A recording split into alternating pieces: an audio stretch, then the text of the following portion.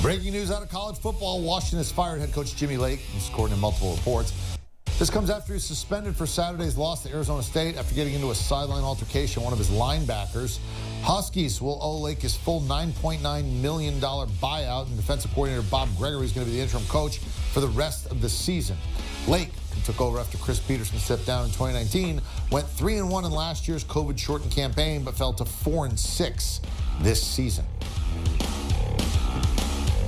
All right, so he was an assistant and then elevated up after Chris Peterson stepped down, and ultimately, as we mentioned, 3-1 in the COVID season, which was shortened out there in the Pac-12, and then 4-6 this season. So the total record, they're not great, and you see that's not going to be good enough. Plus the altercation, and now Washington is very, very, very much in flux. Do you want a sports network that delivers every? You know who else is in flux? The Seattle Seahawks. You know who might not be in flux for that much longer? The Seattle Seahawks. You know who might be overrated? The Seattle Seahawks. You know who might not be overrated? The Seattle Seahawks. There's a lot of questions. Like a lot of questions about what we might be. It's hard to tell. As I did not have the screen pulled up on the right thing. I have not been here the last couple days. Y'all are used to it by now. Welcome to First Kick Seahawks, the show where we prepare you for the first kick of every play by game day. Please like the show, subscribe to the channel. If you would like to support the channel, you can always buy me a coffee. There is a link to that in the description below, along with all of the other goodies of the stuff we're going to discuss today.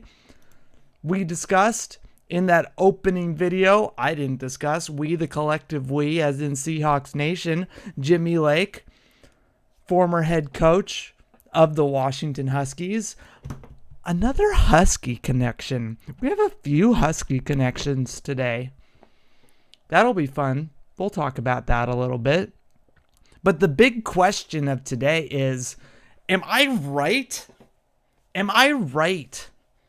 I love asking that question because I fucking love being right, except when it hurts. I first started out this season with the preseason prediction show by saying Seahawks are going to start off 3-0. We're then going to lose to the Lions. We're then going to beat the Giants, lose to the 49ers, and then the Falcons are going to be a trap game. Now, obviously, we lost to the Giants. That was a true trap game. What the fuck was that? Well, part of that was we played on Monday. Then we played on Sunday, which isn't the longest difference, but apparently a one-day difference with a head coach that's a rookie head coach. That can be a big difference. We then played the 49ers on Thursday. You play 3 games in 10 days. And one of those is against a team that was just in the Super Bowl. And it's a good team that has been around since 2017. Yeah, you're probably going to lose that game. Seahawks are 3-3. But the question remains, was I correct? Are the Atlanta Falcons a trap game? It's a trap.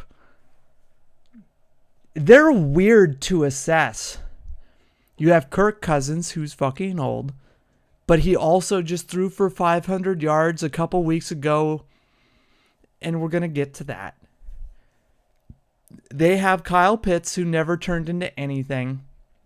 They have a hell of a running game. They have Drake London and a box of scraps, but they also have a really, really, really good offensive line. But before we get to that, I want to talk to you about the biggest problem that the Seahawks have right now, which is health. And I know all about health issues. I'm Camden McLaren, the person who's always falling apart. I know all about health issues. I have myalgic encephalomyelitis. And that's why I'm often not on the show. It's one of the reasons why I started the show so late, other than the fact that I just took a phone call that was delightful. But I had migraine all day, which is why I didn't record earlier today. Yesterday I wasn't feeling good. And then I took Monday off. for personal reasons. But the Seahawks, on defense especially, are hosed. They're hosed. Here is the Wednesday injury report, courtesy of Field Goals. Everyone should be following Field Goals. It's Field Goals. Everyone's followed Field Goals.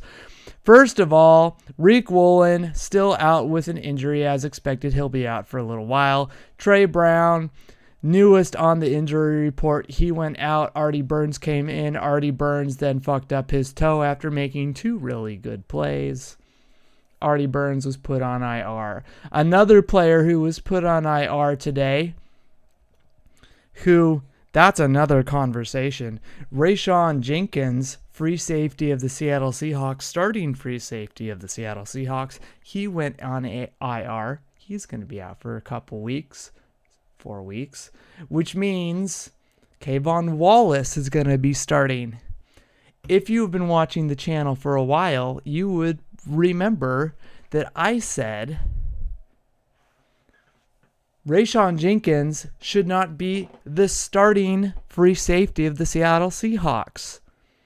Neither should Kayvon Wallace. Kayvon Wallace would be a third stringer, put him on the practice squad, or to compete for an alternating piece at strong safety with Kobe Bryant. Excusez-moi. I'm still having that COVID cough. Rayshawn Jenkins should be our number 2 or competing with number 1.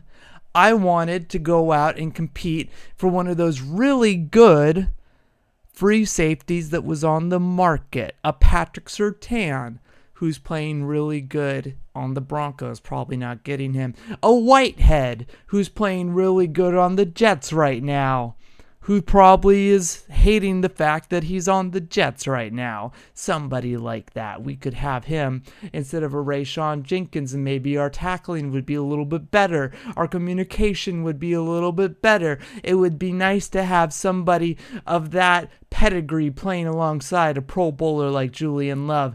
But no, we got Rayshawn Jenkins, who's been okay, not great. Doesn't matter now because Rayshawn Jenkins is on IR. Probably because you have a team, this is for you NFL, play 3 games in 10 fucking days. Whoever wrote that schedule, you need to be taken out with a pellet gun so you know what it feels like. Because that had to have hurt. There's a reason why Geno Smith didn't look as good as he did against the 49ers, and why he might have been a little bit sore. Granted, he never plays well against the 49ers. I think he gets a little too amped up. But yeah, you're going to get injuries when you play 3 games in 10 days. Starting free safety, out. We lose 2 of our starting corners, they're out. Artie Burns, he's out. Nehemiah Pritchett, he's also on this injury list. Nope, that's not correct. Nehemiah Pritchett is one of our healthy players alongside D. Williams.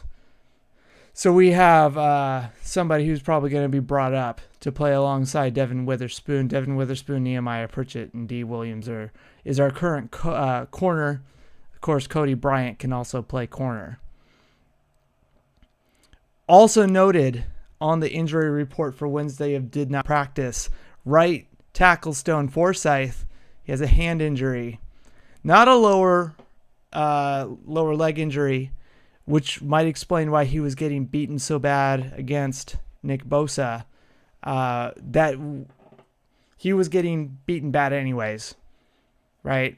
And we'll discuss that in just a second. But Stone Forsyth being out, if he ends up not playing against the Falcons, probably not going to matter. If he ends up playing against the Falcons, also probably not going to matter. We'll get into that as the show goes on. Next to him, Anthony Bradford. He has a toe injury. Might matter, might not matter. We have Christian Haynes at right guard. maybe part of the reason why they were rotating was less about giving Christian Haynes snaps and more about alleviating that toe injury and keeping Bradford fresh. It's hard to pull and to do certain things when your toe is hurting. So if Christian Haynes was better suited for it, simply because of the injury, that would make sense. Laviska Shenault has a back injury that might just purely be the shame of having the fumble, which ultimately could have cost us the game. We had too many turnovers in that game, but that's a lot of pressure to have on a young kid's back. Limited participation. Connor Williams, he's just an older player. Boye Mafe, he's been banged up all year. Frankly, I'm surprised that he came back for that 49ers game. I had him out for the game, but he came back anyways. He did have that knee contusion earlier in the season. He was limited participation. Byron Murphy, here's the funny thing. The Seahawks traded for Roy Robertson Harris, the defensive tackle from the Jaguars, and I cockily said, that probably means that Byron Murphy's not coming back anytime soon. Probably means that Jonathan Hankins and Harris are going to get a lot of snaps in the middle, and Byron Murphy's not going to come back for a couple weeks. And then, like an hour later, Greg Bell posts a video of Byron Murphy walking on the field. So I was right about the Abe Lucas thing. I was right about the Nachenna Nwosu thing. I was right about the Reek Woolen thing. I confidently said that Byron Murphy was not going to be on the field anytime soon. And then within an hour, fucking pie to the face. Not that I'm upset about it, but my name was on the line. And it was stricken down. So, there's that, right? When you're wrong, you're wrong, and I was wrong. Right next to him, Leonard Williams was also limited with a knee injury.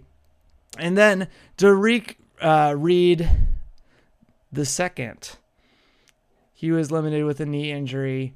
It'd be interesting to see if he competes with Kayvon Wallace in any capacity. One thing about him is that the picture that was posted of him on Twitter, he has a nice peach. He's got a big old peach back there. So whether or not he plays well, it's still a good sight to see, right? Hopefully he doesn't show his whole ass on the field in the negative light and more in the positive light. Kind of like in the Dolphins game. Full participation, Julian Love. Good to see, right? Hopefully there's no setbacks for that later in the week, but we do know that Julian Love was battling through an injury the last two games. Played fairly well, except when he whiffed in that 49ers game when missing the tackle against Deebo Samuel.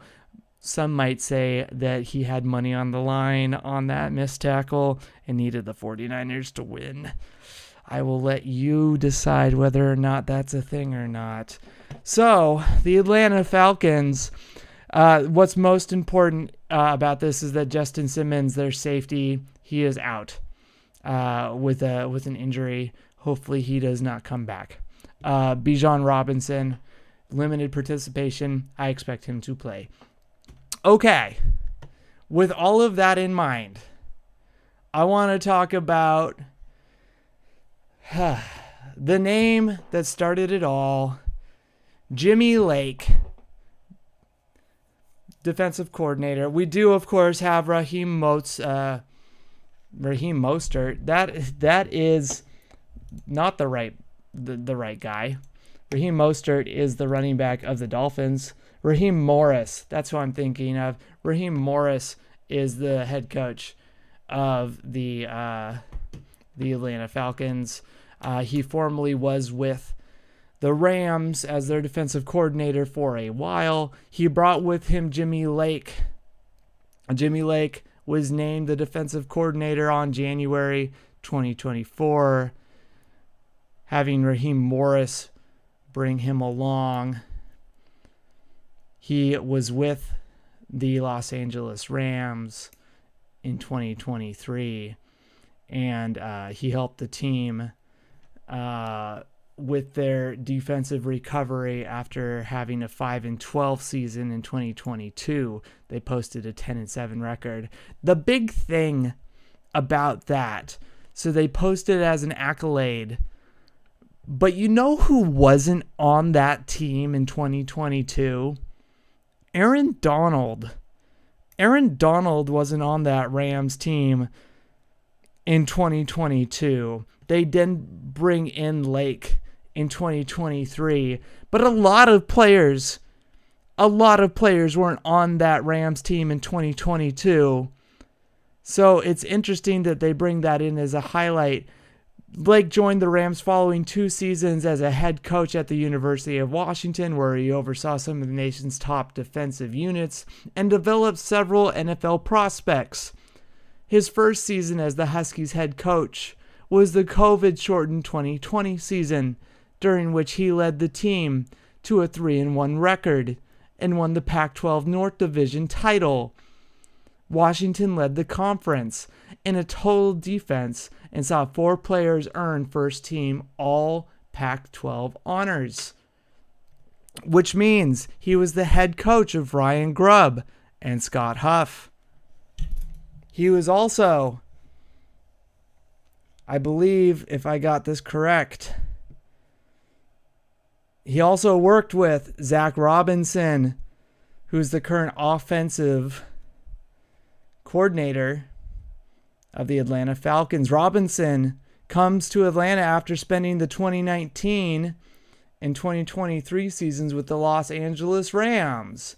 He was the quarterback's coach. He was the passing game coordinator in 2022 and 2023. Assistant quarterbacks coach in 2019 and 2021. Assistant wide receivers coach in 2020. He was Matthew Stafford's guy. He was Cooper Kupp's guy. He was Puka Nakua's guy. So, this guy in particular is the man you need to be scared of. Jimmy Lake failed Huskies head coach, fired midway through the season, if I remember correctly, threw a punch at an opposing player, got suspended for a game, then got fired, or at least let go forcibly by the league, and then replaced by an interim coach. Coached up a bunch of good players, but it was during the COVID years when a bunch of players were sitting out. Was technically on a Rams team the year Aaron Donald came back and that team looked good. Then follows Raheem Morris, because he speaks the same language, to the Falcons. But the guy you need to be afraid of is Zach Robinson, because he spent his time with Matthew Stafford. He spent his time with Sean McVay. He spent his time with Cooper Kupp. He spent his time with Puka Nakua, who set the NFL record for the most receiving yards by a rookie in a playoff game in NFL history with 181 against Detroit. In 2022, the Rams started 4 different quarterbacks due to injury. So, he persevered. But in his resume, he's always had success around him. Jimmy Lake's resume, not so much.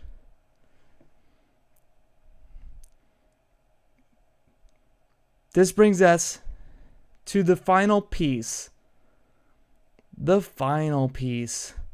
Oh, wait, one last thing about Zach Robinson. I knew there was one more thing about him. Prior to the Rams, Robinson served as a senior analyst for Pro Football Focus. And I just find that fascinating, because one of the things about Sean McVay being brought in to the Rams was people talked about him being analytical. He was big on analytics. And what did that mean? Well, Part of that was his coaching staff. Part of it was, when do you go on fourth down? When do you go for 2 points? When do you kick it? When do you not kick it? What type of plays, right? The EPA nerds all talk all the time, like running doesn't matter, throw instead, right? What type of plays actually have value? And so he had a whole analytics team. One of the guys that he brought in was Zach Robinson, and who was a senior analyst at Pro Football Focus. So I find that fascinating. He was one of the site's primary pro and college quarterback evaluators dating back in 2016, which was when Chris Collinsworth bought Pro Football Focus. So keep that in mind when you think about what he brings to the table offensively. Especially if you've watched my videos before, when I said Chris Collinsworth bought Pro Football Focus, it was intended for sports betting. So his ability to weigh, the worth of a play and setting things up is important. Okay. I just wanted to get that in. I knew I was forgetting something. He also played for the New England Patriots. Final coach, Dwayne Ledford, the run game coordinator and offensive line. He's been with the Falcons since 2021. What's most important about this is he's Bijan Robinson's run game coordinator. And over the last 2 seasons, the Falcons have run for more than 100 yards in 27 games behind their offensive line. Atlanta is the first team in NFL history to have rookies in 3 consecutive seasons top 1,000 scrimmage yards, with Robinson and Tyler Allgeier, that guy. I'm sure you can pronounce it and I can't. I'm bad with names. Allgeier's no breaks. Tyler Allgeier's no breaks, accomplishing the feat in 2023 and 2022 respectively. Atlanta's line also protected quarterbacks Desmond Ridder of Seattle Overloads love, right? And Tyler Heineke, surrendering 40 sacks on 599 dropbacks. Ridder also tied for 4th with 5 rushing touchdowns on the season. Great, right? The big thing is you have rookie running backs putting up 1,000 scrimmage yards. What's most important about that is, per Pro Football Focus, if that's something you care about, the Atlanta Falcons currently have a grade of rank 6 in overall offensive line. So as far as like offensive line units that we have gone up against, we have not gone up against a good line except for the Detroit Lions, which we got no pressure against. So if you're expecting to get a lot of sacks on Kirk Cousins this week, it's probably not going to happen. It could happen, but we were pretty damn healthy going up against the Detroit Lions, and we got nothing. Jared Goff had a perfect day against us. Now he's got a better receiving core, and he's got, statistically speaking, at least right now, a better overall team than the Atlanta Falcons. But we got nothing against the Detroit Lions, who have the number 1 ranked offensive line. The Falcons have the 6th. And our defensive backfield in particular, the safety position and the corner position, obliterated. We got nothing left. Kirk Cousins could have another game of 500 yards passing. And that's not even including Bijan Robinson, who could run all over us. It could be okay, because he might not need to, because they could just destroy us in the passing game. But we'll find out. What's interesting, though, about Dwayne Ledford, just a small little detail, is that he was on the 99 and 2000 and 2003. I think it was the 2003 49ers. Jim Mora. You remember Jim Mora, don't you? He was their defensive coordinator at the time. Marty Morningweg, that one. He was their offensive coordinator, so there was no Shanahan connection at the time. Steve Mariucci was there, right? But no Shanahan reference, which was a bit of a bummer. But there's a Jim Mora reference, so that's cool. Okay. So basically what I have talked about this whole time is the Falcons offense. You should be scared. Our defense is obliterated. Their offensive coaches, pretty good. Their offensive line, pretty good. How does this work as far as our offense? Should Geno Smith be scared? Well, if Stone Forsythe and Anthony Bradford are out, if Bradford is out, we have Christian Haynes, who may be worse than Bradford right now. We don't know. I've seen him be able to hand off blitzes and pressure better than Bradford, but he's not able to handle one-on-ones better. It makes sense because Bradford has a ton more meat on him, right? But we're not using him for that. The big thing is pressures, courtesy of Seahawks Today. At Seahawks Today, thank you for this. I have this in the description below. Stone Forsythe currently leads the NFL with 35 pressures. I think the next closest player is 19 pressures. In the entire NFL, is 19 pressures allowed. Charles Cross ties them for 19 pressures. That's quite a jump. That is quite a jump. 16 pressures in difference. It makes sense, though, because the right tackle tends to get more pressures given up than left tackle, purely because your right tackle tends to not be as good of a blocker. So you put your best pass rusher against them. Anyways, Stone Forsythe giving up more pressures than anyone else in the NFL, not particularly close. He might be out.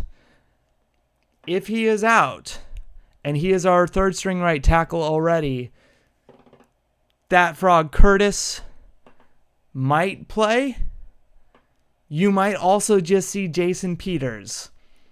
Jason Peters, 42 years old. He might come in for a game. As far as pressures allowed, he ranks 115 out of 115 tackles this year. That's not good, right? That's to be clear, being ranked 115 out of 115th is really bad. Charles Cross has allowed 19 pressures. He ranks 113th, again, because he's tied with the guy who's ranked 114th. I don't remember who that is. To be clear, that is also really not good. That is really, really fucking not good. Because the first 2 weeks of the season, I cannot stress this more. The first 2 weeks of the season, Charles Cross allowed 0 pressures. He allowed 0. And now he ranks 113th out of 115th tackles. He literally fell off of a fucking cliff. What happened other than people were like, oh, why didn't we go that way? Why the hell did we not just go that way? I mentioned after that, like, hey, we're Nazi Germany. We're doing this thing called the Blitzkrieg, and we're trying to invade Paris, France. They have this giant wall there, and the French are like, ho, why can't you? Well, you can't invade us. We have this big wall, and so they just fucking went around it. Maybe they realized we keep going up against Stone Forsythe. Why don't we just try going that way too? And we haven't tried going to their left tackle yet. We keep burning the hell out of their right tackle because he's horrible. We haven't even tried going that way yet. Geno Smith keeps evading us because somehow Geno Smith keeps evading sacks. That's the crazy part, is that we have one of the worst lines in the game, and Geno Smith keeps evading sacks. So they're burning our right tackle. Geno Smith slides behind our left tackle, and they're oh my God, we could just also try to kick their left tackle's ass. Well, he hasn't given up a pressure this year. Yeah, but nobody's tried yet. Nobody's even tried to do that yet. So they just go ahead and try blitzing that side, single manning up that side, and kick Charles Cross's fucking ass. What happened where Charles Cross suddenly has 19 pressures in 4 games? That's a really bad trajectory. That's not Aiden Hutchinson, who is going up against Charles Cross. That's not Nick Bosa, who's going up against, Stone Forsythe, right? That's not Nick Bosa, who's going up against Stone Forsythe. That's just like their second best rusher. He's getting pwned out there. But it gets worse. Anthony Bradford has allowed 18 pressures. That ranks 99th out of 101 guards. Laken Tomlinson, 16 pressures. That's 95th out of 101 guards. A Dalmatian could do better. A Dalmatian could do better. What is going on with the Seahawks offensive line? Even under Tom Cable, this is almost as bad as Tom Cable. Now that I think about it, this is almost as bad as Tom Cable. When Tom Cable was there and you had Russell Wilson, the biggest problem was Russell Wilson would be doing loop-de-loops. He would not throw on step 3. He would not throw on step 5. And he would not throw on step 7. Lieutenant Yar would be sitting in the corner going, oh my God, what are you doing? Well, part of that was because you wanted to disrupt the defense and have them throw out of rhythm so that you could make magic happen. But we have an offense that is about playing in rhythm. And you're still giving up a ton of pressures. It does not look like a revolving door the way that it did under Tom Cable because your quarterback is not creating chaos. Instead, they're just losing. You would have literally just as much success if I was out there. It would be just as bad if I was out there. All 185 pounds as me, except I would probably get injured on the first play. You know, it'd be like me, like George Fant, right? I just blow out my MCL on the first play. So what is going on out there? Well, I'll tell you what. I have never been sold on Scott Huff. That's one thing. You have a collegiate coach in Ryan Grubb who brought his collegiate offensive line coach in Scott Huff up with him, which kind of makes sense. You want them speaking the same language. And I'm not a Huskies fan, but I've been told by people that the Huskies weren't necessarily known for their offensive line play, but they have good players. But I'll tell you what. Name a player in the John Snyder era that he's drafted. This is not including Max Unger. Name a player in the John Snyder era that he has extended. It's not Russell Okung. He went to the Chargers. It's not Carpenter. He went to the Jets. It's not Breno Giacomini. J.R. Sweezy? We let J.R. Sweezy go. You know the player that John Snyder drafted that he extended? Justin Britt. J.R. Sweezy did eventually come back after being an agent around the league for a bit. Went to the Cardinals and then came back to us. But he has never had continuity in our offensive line. And on top of that, I don't think he can scout offensive line. And on top of that, when he brings in an offensive lineman, they play worse than they've ever played before. James Carpenter played better when he went to the Jets. Not great, Jermaine Ifedi had bricks for feet. And I thought that was a Tom Cable thing, and it kind of is. But does John Snyder know how to evaluate offensive linemen? Charles Cross, he's playing worse by the week. Now, part of that is you need to bring in good coaches. But name a good offensive line coach that John Snyder has brought in. We got Tom Cable, who I don't think he's even in the league anymore.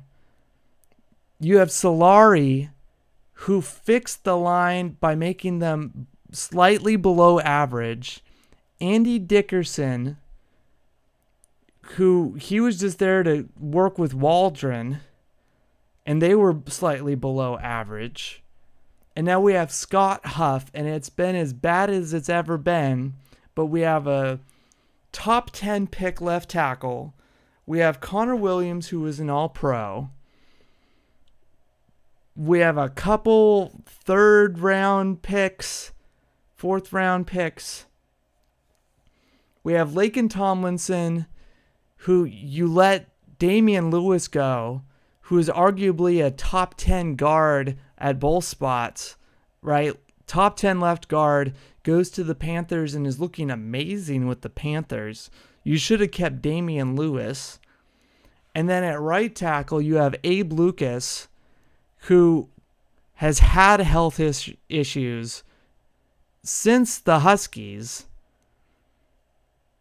And you brought in George Fant. George Fant would have been okay. It was a smart pickup. Probably wouldn't have played great, but it was still a smart pickup. You don't expect him to get injured on the first play. You're expecting him to play for a bit till Abe Lucas came back, but that's a player that's never been healthy. So, what was the plan this year? At the guard position, if you weren't going to start Christian Haynes, you were going to start Laken Tomlinson, who is playing horrible. You wanted to start Connor Williams, who's playing horrible. You wanted to start Anthony Bradford, who's playing horrible. You're not playing Christian Haynes, except a little bit, who looks undersized because he's a rookie and he's undersized. But I bet if he was starting, he'd be playing horrible. And it all connects to two things. One, we have a offensive line coach who probably should be in college. And also we have a general manager who I don't think he knows how to, even if he knows how to scout offensive line players, I don't think he knows how to scout offensive line coaches. Because coaching matters more at the offensive line position than just about any other position. That's a position where you can be an athletic freak and fall apart because it's more about technique than anything. That's a position where you can bench anything more than anyone else. You can leap as far as possible. You can study all you want. But if your reflexes suck, if your communication sucks, if you can't communicate with the guy next to you, if you aren't playing as a unit, you are going to fail. These pressures, the Charles Cross pressures, are probably related to Laken Tomlinson. The Connor Williams failures are probably related to Laken Tomlinson and Anthony Bradford. The Anthony Bradford pressures are probably related to Stone Forsythe. The Stone Forsythe pressures are, well, we always knew Stone Forsythe was never going to be a starter, and we've known that since he was drafted. He was always a project. But you needed a good coach to coach him up because his reflexes were bad. So who's evaluating the offensive line coaches? It wasn't Pete Carroll. It was John Snyder. Who is bringing in Shane Waldron? I don't think it was Pete Carroll. That was John Snyder, right? I mean, Pete Carroll brought in Sean Desai, right? Except I know a couple years ago, a lot of Pete Carroll's power was taken away and given to John Snyder. So when is John Snyder going to be put under fire for the fact that he's not building a successful offensive line? Patrick Mahomes had a good offensive line. Isaiah Pacheco, Kelsey, and a box of scraps and went to the Super Bowl. You had Jalen Hurts, an amazing offensive line, a box of scraps, and a good defense, and they went to the Super Bowl. And they almost won it. You have the 49ers who are paying nothing for a quarterback. They have okay receivers, a great offensive line, a great defense, and they went to the Super Bowl twice. Because even then, they weren't paying a lot for Jimmy G back in the day, despite what the 49ers fans say. There's a lot of tendencies. When we went to the Super Bowl twice, you know what we were paying for? Not Russell Wilson. We were paying for a good offensive line. When the Falcons went to the Super Bowl, yeah, they had Julio Jones. They had cheap running backs to offset it, but they had a really good offensive line to pair with Matt Ryan. Peyton Manning, when he went to the Super Bowl both times, good offensive line. Tony Romo and the Cowboys, you know what they should have done? They should have gone to the Super Bowl with that offensive line. You know why they didn't? Their defense sucked. And also the NFL might have it in for them because of the debacle of the 90s and the way that they treated the NFL as a whole. But that's a discussion for another time. There is something with Jordan Love and the Packers and the fact that they have no wide receivers to speak of, but a great offensive line. Aaron Rodgers, when he was with them, no wide receivers to speak of until he started throwing them the ball, but a great offensive line. Those wide receivers leave the Packers, they suddenly suck ass. Why? No quarterback, no offensive line. Except he went to Derek Carr, who had no offensive line. An offensive line is super important. That's half of your offense. You can have a DK Metcalf, a Tyler Lockett, a JSN, a Noah Fant, a Kenneth Walker, and you spend half the time making up for the fact that your scheme is getting blown to bits. But that might not matter this game. Or we could make the Falcons look really good. And I'm going to show you why. So, here, courtesy of ESPN, are the sack leaders. Aiden Hutchinson, who just went on IR. We played him. He has 7.5 sacks. Dexter Lawrence. We played him. He has 7 sacks.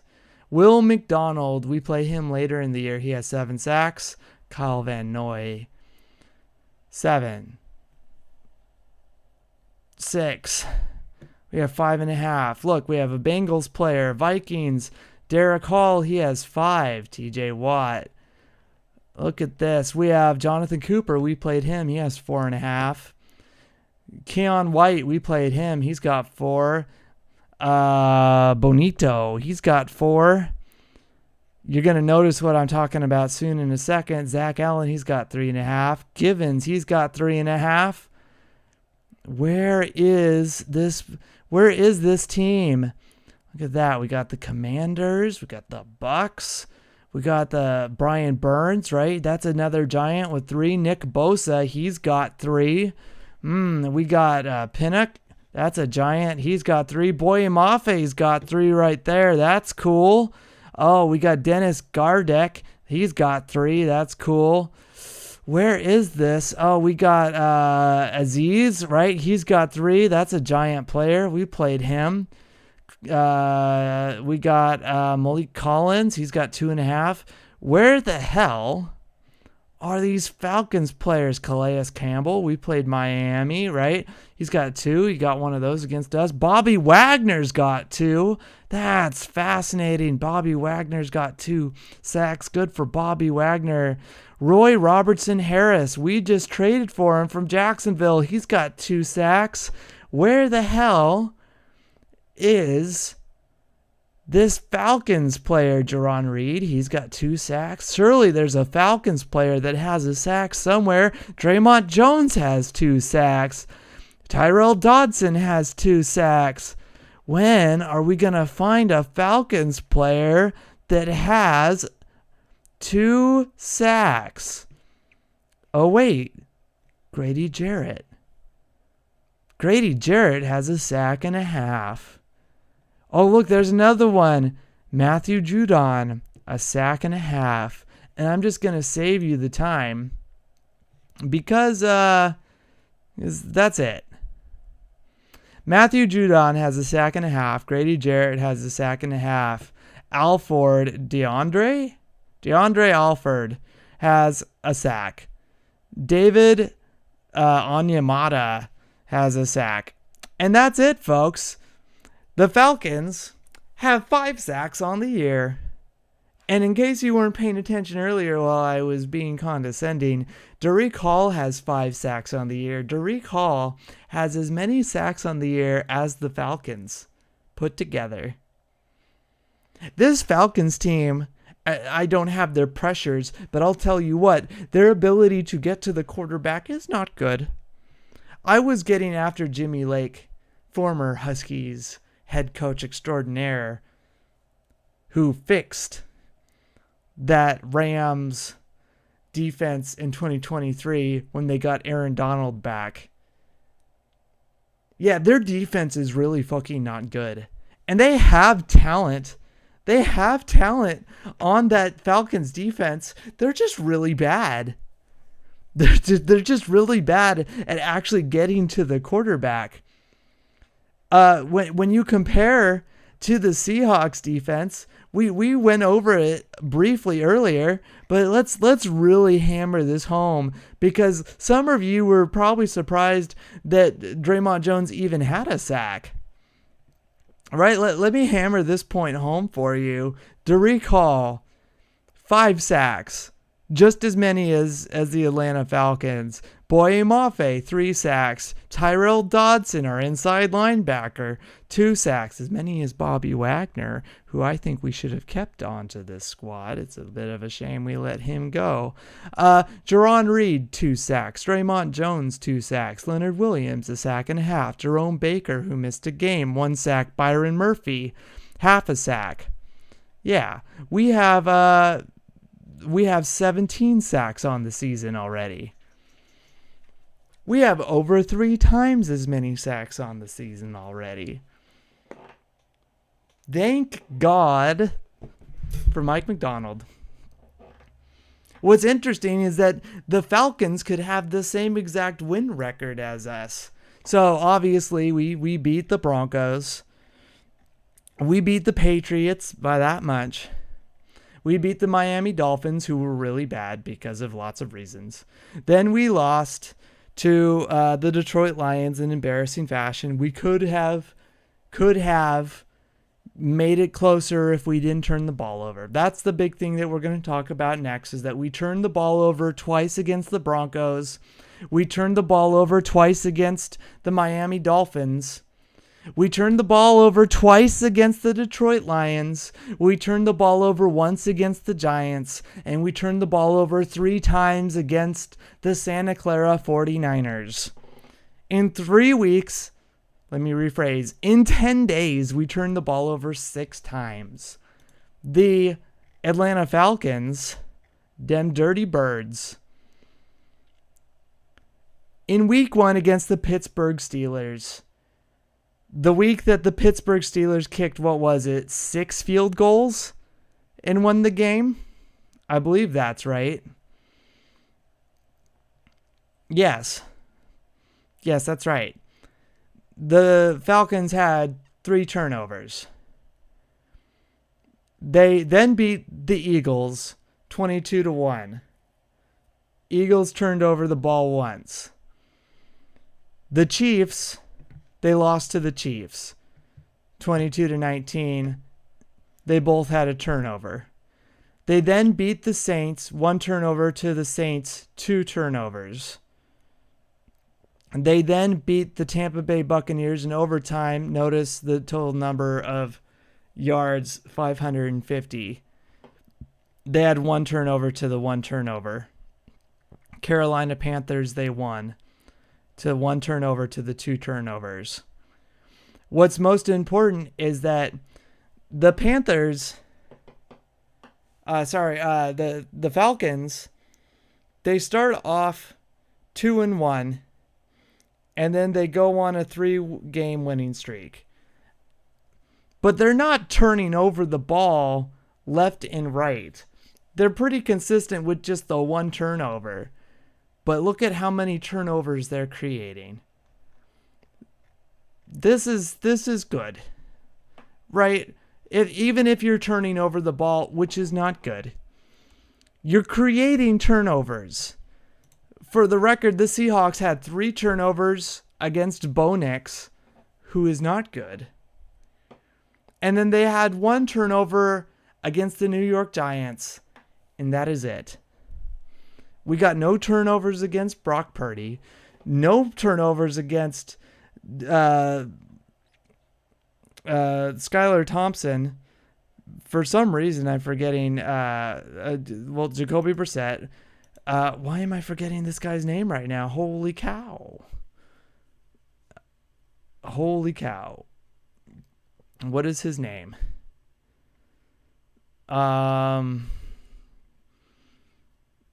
Not Jared Goff. I mean, obviously we didn't get any against Jared Goff. It's the quarterback for the New York Giants. Daniel Jones. We didn't get a single turnover. Oh wait, we did. You get the idea. We didn't get enough turnovers. No turnovers to speak of. Lieutenant Yar is upset with us because I'm losing it in more than one way. If our defensive backs are all injured, that is still no excuse. We have great pass rushers who can force fumbles.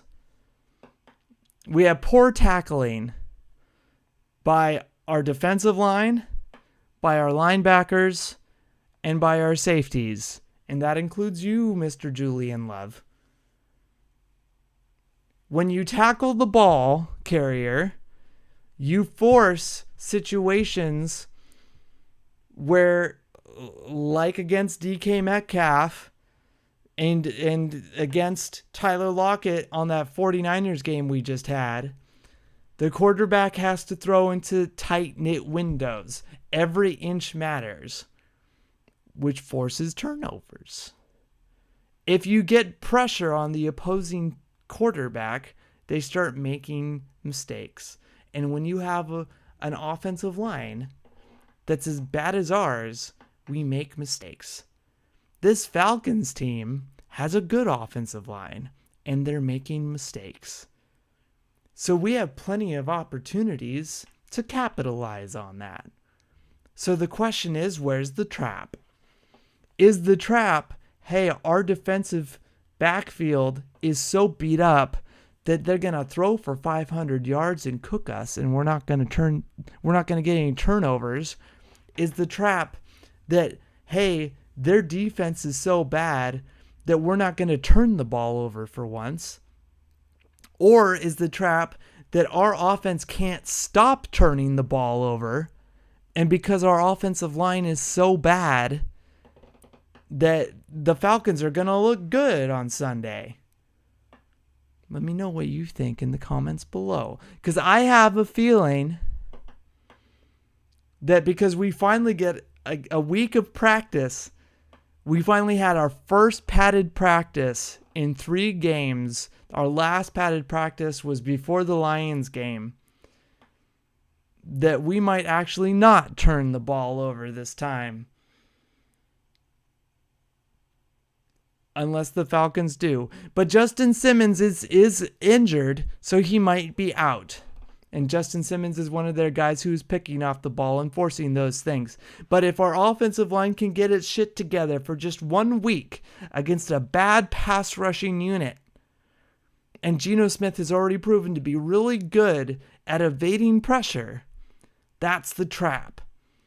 Can we just not turn the ball over against this Falcons team? If we can turn the ball over less than this Falcons team, we win the game. That's the trap.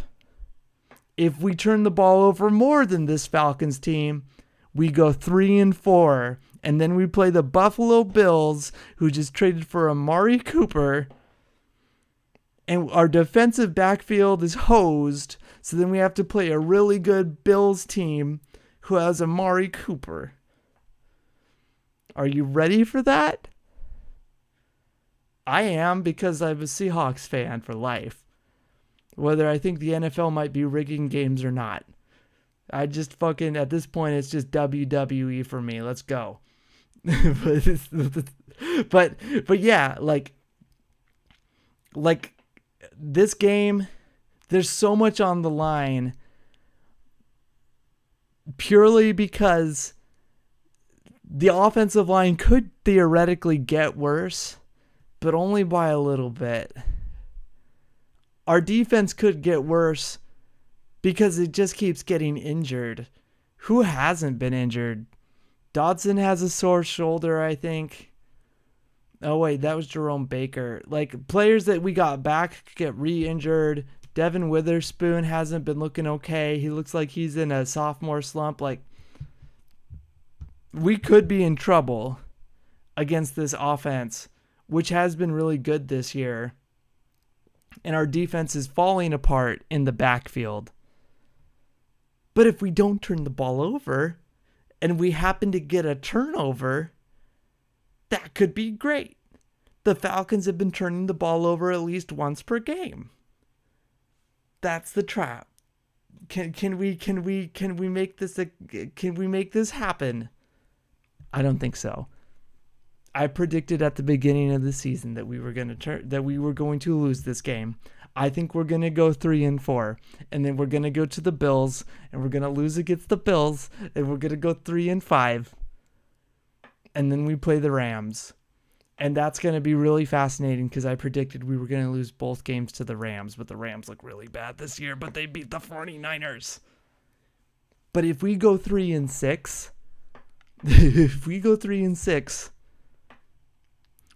Seahawks Twitter, the Seahawks community is going to be losing their fucking minds. And I just want to remind you that when Kyle Shanahan took over the 49ers in 2017, he only won 7 games his first year. And the following year, he only won 4 games. And a lot of that had to deal with injuries at quarterback the second year, right? And a lot of that had to deal with the fact that he was inheriting a bad team on defense in particular. But they had lack of identity issues. And I think we might have some identity issues on defense. And I think we might have some offensive line identity issues right now. We have 2 collegiate coaches. One who thinks that you can throw the ball 140 times in 10 days and your quarterback's not going to be fucking up and his arm's going to be all right. With an offensive line coach who's not necessarily proven to be good for the NFL. We might be going through a lot of growing pains this season. And are you ready for that? Because for a minute there, after 3 games, some people were saying we might go undefeated this year. Those first 3 preseason games and those first 2 weeks of the season in particular, this defense was playing perfect. They were mobbing two receivers. You had 3 guys tackling as a gang. The defense played perfect. And it was looking a little shaky versus the Dolphins. And you're like, maybe it was just a weird week. And then after the Lions game, it all fell apart. And you're like, well, maybe the Lions just played really fucking good, right? And it just keeps getting worse. And it's bizarre. We started thinking maybe it was injuries. Maybe it's because we haven't had a padded practice since before the Lions game. So maybe it will get back to gang tackling against the Falcons, and it'll look a little bit more like it did preseason in those first 2 weeks, but don't bet on it. Something psychologically is wrong on this defensive squad, and I'm fascinated. Win or lose against this Falcons team, and whether we make the playoffs or not this year, I care, but I don't care anymore. I'm more fascinated by just like the drama, right? Part of the reason why I fell in love with football was the drama, and I think that's what's going to save me this season is how are the coaches and the general manager going to handle this? Because what? What the hell is going on? How did we go from playing perfection, like Homelander? How did we go from that to the other side of the coin immediately? How did it get so bad so fast? And it's not just, hey, teams figured out our scheme. It's not just that. There's something psychological going on with the players. From week 2 to week 3, something fucking snapped. And then it just keeps on going downhill. Something happened. And then on the offensive side, something is erratic. I mean, obviously you don't have DK Metcalf with the pacifier, right? There is something angsty about the offense, something ornery, that you think you can throw 50 times a game for less than 300 yards or about. And you think that that's a good scheme.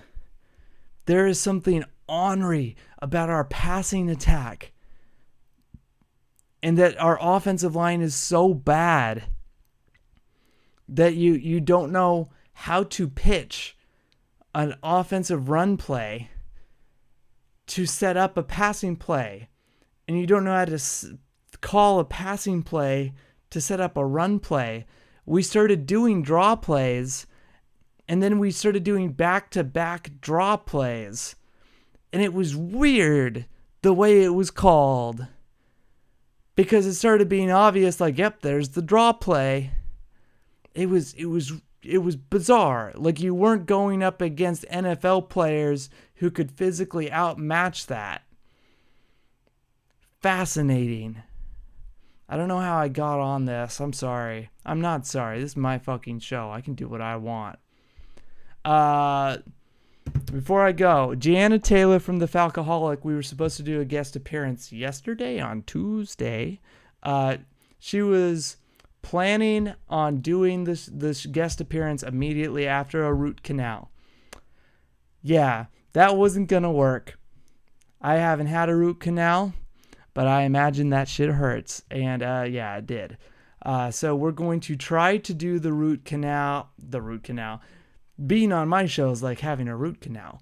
We're going to try to do the guest appearance tomorrow.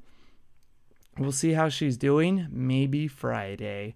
But I'm going to definitely try to do that with her tomorrow. That's when we have it scheduled. We're going to see how she does.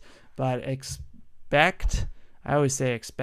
assume that the guest appearance with Gianna Taylor from the Falcoholic is going to be on tomorrow. If you have any questions for Gianna, let me know in the comments below. I would love to ask them.